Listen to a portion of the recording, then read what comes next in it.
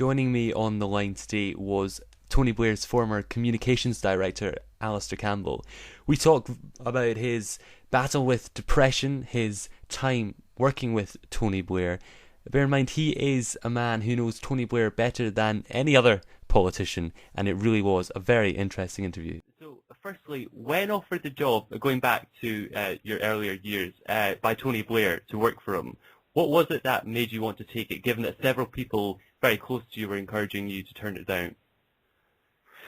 I think the main thing was the sense of the ability to make a difference. I mean, I felt that what I knew about the media and what I knew about politics, I'd be able to put that to good use. And also, I mean, Tony was somebody who was very persuasive and he could be inspiring in his own way. I mean, I felt that, you know, what he was describing and the scale of the challenge and the sense of the scope of what we were trying to do, that it was just too big to say no. And throughout your time as communications director, did you ever seriously consider packing it in? Because it did certainly seem to have, you know, a lot of effects on you personally. Did you ever think it just wasn't worth it? I did. I think, you know, if you read the diaries fairly regularly, I was thinking, oh God, is this really worth it? And looking back at it, I'm glad that I did it as long as I did. But there were, you know, plenty of downs along with the ups, that's for sure. And I was just going to say, certainly looking back on the years that you spent with Tony Blair, would you say that the whole sort of government with Tony Blair, would you say it was a success? Definitely. I don't have any doubts about that at all. I did a blog the other day when Osborne did his speech at the Conservative Party conference, and he highlighted this extraordinary line where he said that they were making all these difficult changes because David Cameron didn't want to wake up after 10 years in power like Tony Blair and discover to achieve nothing. And I thought, my God, you know, if you just list it, you know, devolution, Bank of England independence, minimum wage, Northern Ireland, Kosovo, Sure Start, civic partnerships, and it could go on and on and on and on. And I think that, I think actually it was a hugely successful government, and it's a shame to me that, you know, he gets defined negatively in so many parts. I think partly it's because the media sort of think, well, we never got him when he was there, so let's keep trying. And also the Conservatives have done quite a good job at sort of, you know, battering Labour since they got back in. And to be absolutely frank, as I've said before, I don't think the Labour Party did nearly a good enough job of standing up for our own record. And it's interesting you mentioned that, because obviously Ed Miliband has taken over and we saw his speech at the party conference. Realistically, do you think he could pose any competition, realistic competition, to the likes of David Cameron and George Osborne? Yes, I do. I mean, I think that I don't think Cameron and Osborne have got that much credibility on the economy now. I think that they were given the benefit of the doubt for quite a long time, but I think that's eroding. I think Cameron is somebody who looked the part for a while, and so I get the sense increasingly that people think that's all that he's good at, is sort of looking the part. But in terms of, you know, really making change and knowing what power is about and what it's for. I mean, I read the other day that he's the third longest serving Tory leader in the last century, after Churchill and Thatcher. Now, if you think how long he's been leader, and then you actually, you know, I've just gone through some of the things that Tony Blair achieved in his time. I mean, what have they actually done?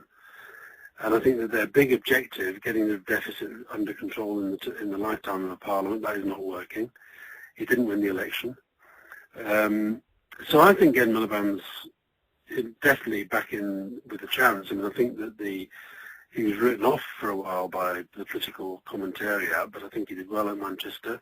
It'll all depend on policy in the end. I mean, you have to understand that for all the focus on personality and clothes and trivia and all the kind of stuff the media fest on the whole time, it is ultimately about policy. And I think Ed accepts that on the policy agenda, they've yet to bring out what you call a complete plan for government, and they've got time to do that. Well, it's interesting, you know, you said that you wanted to make a change with Tony Blair, but it seems that, coming back to the whole idea of what the media pick on, it seems much more of, you know, what they're wearing rather than their actual policies, because, you know, politicians today really make the amount of change that they want to? I think they can. I think politics has become more difficult and more complicated in many ways. I think the fact that so much of what we define as politics now has to be conducted necessarily on an international basis. That's not just because we're in the European Union, but it's also because the world has become much more globalized. The economy is much more globalized. I thought there was an interesting example of that recently when you had the G20. So, reportedly, the 20 most powerful leaders in the world all sitting around twiddling their thumbs waiting for the outcome of the Greek election. Now, the fact that Greece, which is a relatively small part of the Eurozone, can have such an impact on the rest of the world sort of illustrates that the economy is much more globalized. And I think the other thing I'd say is that the choices, in a way, have become less stark than during the era of communism against capitalism. That defined when I was growing up, that kind of defined our politics. And now, as you've seen from the party conferences, the centre ground is kind of where most people live their political lives. In America, Romney is thought to be back in the race because in the debate he went back to his original strategic position, more close to the centre. And that just means that sometimes people feel that they're choosing narrowly as opposed to big choices. Now, the fact is we should celebrate that in a way because we aren't in a battle to the death between different political systems. You're having an argument about values and about how one party would handle the economy against how another one would. And that's less of a choice than when you say let's have a battle to the death between two different ideological systems. Mm-hmm. And it's interesting you mentioned, arguing, because certainly the previous Labour government with Tony Blair, Gordon Brown, Peter Mandelson, it was fairly publicised about certain arguments. And you say that you were conscious that the whole government would appear like a soap opera. Looking back, do you think it did? At times it did. I think that, at times there's no doubt that it did, and partly that was the way that the media was changing, and partly was the fact that in some of the disputes that you talked about, we in a sense, we fed it. But I think that if you look back and actually analyse what people will remember, what history will remember from that period, I think the soap opera will recede. I think that the Blair-Brown relationship will obviously be an important part of that, and everybody accepts that at times that was bad.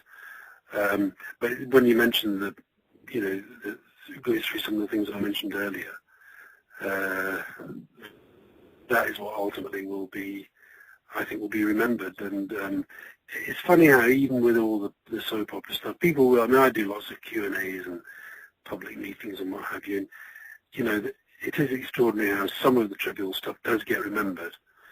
But so does all the substance, and ultimately that is more important. And would you say that Tony Blair, Peter Mandelson, yourself, Gordon Brown, are you all still fairly friendly? Do you all keep in touch?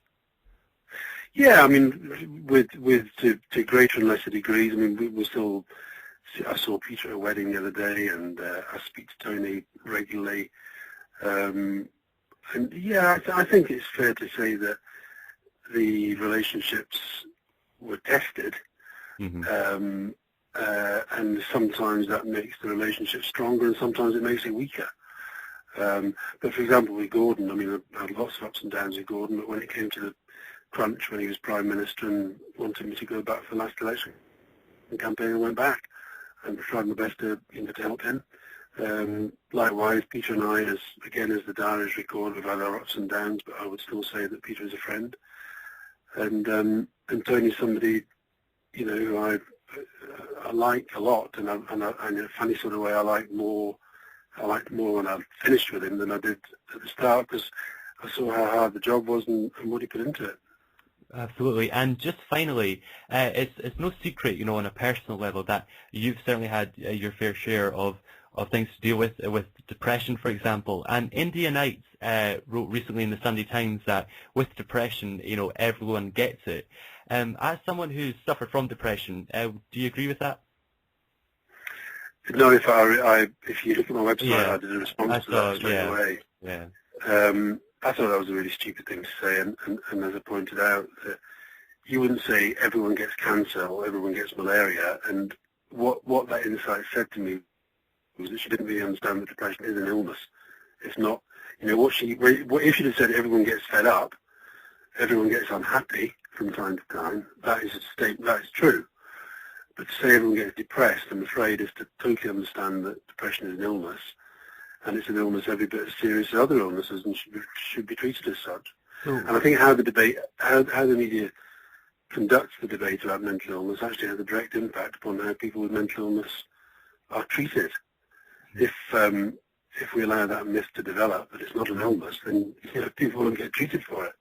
And how would you deal then with someone saying that there's one man's sort of stress is another man's depression? How do you sort of draw the balance between that? Because it seems I think I do understand that that's difficult, and I can only talk about myself. I'm not a medical expert, but I think doctors have to be entrusted, and they have to be properly educated and trained in dealing with it as an illness and spotting that.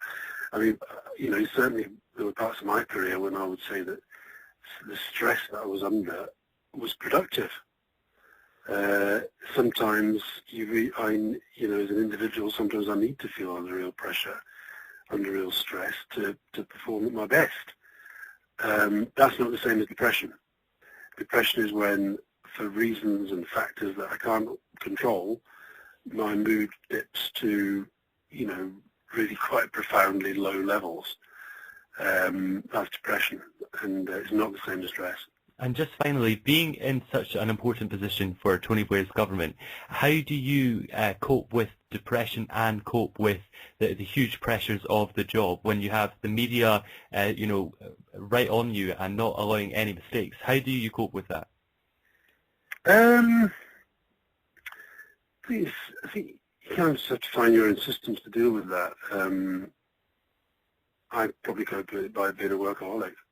There's only once or twice that I really felt I couldn't cope with it, and then you've got to have a loyal team that you can trust to sort of lift the slack.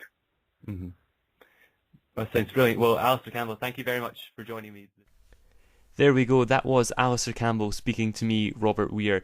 I hope you agree it was a very interesting interview, and he did talk very honestly about the previous Labour government and the current Labour government, and of course his battle with depression. Please check out my website www.robertweir.co.uk for many more interviews that are coming your way.